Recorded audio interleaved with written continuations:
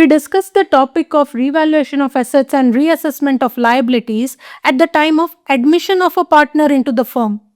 Now let us see the process of revaluation of assets and reassessment of liabilities at the time of retirement or death of a partner. When a partner retires or deceases, the firm stands reconstituted. At such time, it is desirable to revalue all the assets and reassess all the liabilities and show them in the books at their correct and current values. If any asset or liability is missed to be recorded in the books, then such assets or liabilities can also be brought into the books. Such revaluation or reassessment results in either a net gain or a net loss on revaluation, which is distributed among all the partners in their old profit sharing ratio. Why should it be distributed among all the partners? That's because the changes in the value of items has happened in the period preceding the retirement or death of a partner. So, whatever gain arises out of it should be enjoyed by all the partners, as well as whatever the loss arises out of it should also be borne by all the partners. All the revaluation and reassessments hit the revaluation account, which is created for the purpose of revaluation and reassessment.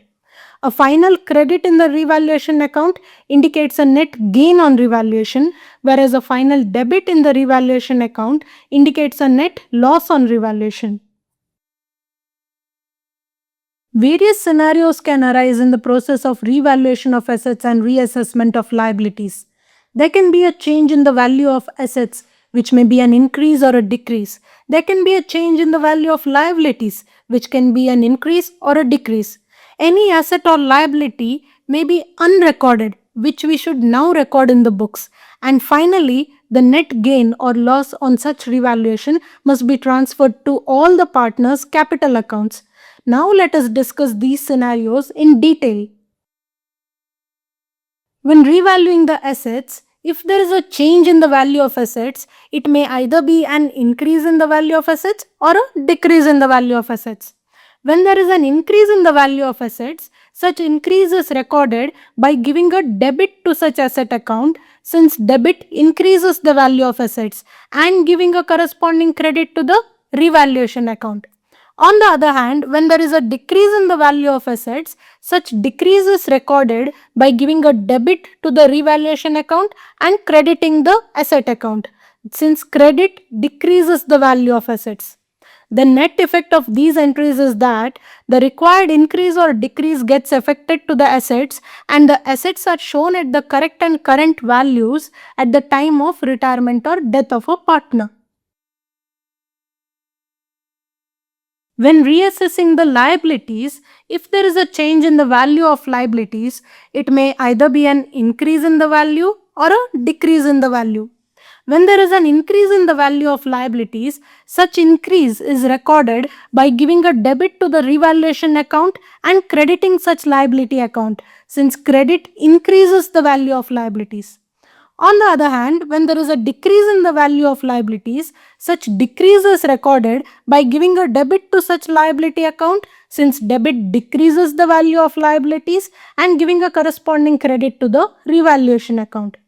The net effect of these entries is that the required increase or decrease gets effected to the liabilities, and the liabilities are shown at the correct and current values at the time of retirement or death of a partner.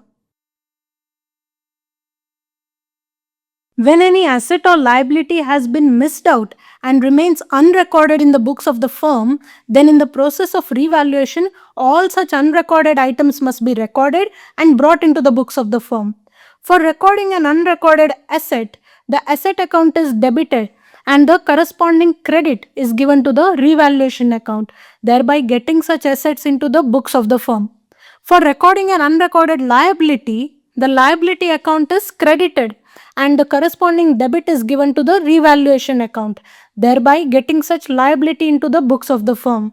The net effect of the above entries is that any unrecorded items gets recorded in the books of the firm, and the books are updated to include all the missed out items.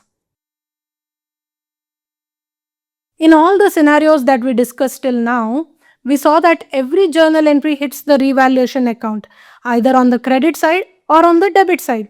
So finally, once all the revaluations and reassessments are done and all the journal entries are passed, then we have to balance the revaluation account.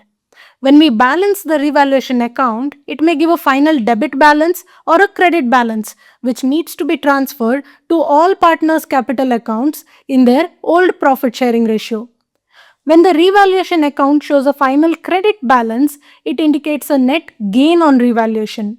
Such gain needs to be distributed among all the partners by debiting the revaluation account with such balance amount, thereby closing it, and correspondingly crediting the amount to all partners' capital accounts by dividing the amount between all the partners in their old profit sharing ratio.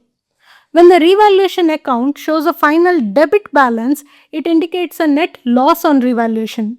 Such loss needs to be borne by all the partners by debiting such loss amount to all partners' capital account by dividing the amount between all the partners in their old profit sharing ratio and correspondingly crediting the revaluation account with such loss amount, thereby closing it. The net effect of the above entries is that after effecting all the revaluation of assets and all the reassessments of liabilities, and finally reflecting all the assets and liabilities at their proper values in the books of the firm, the net gain or loss arising out of this process is finally absorbed by all the partners, and the books of the firm are kept up to date at the time of retirement or death of a partner.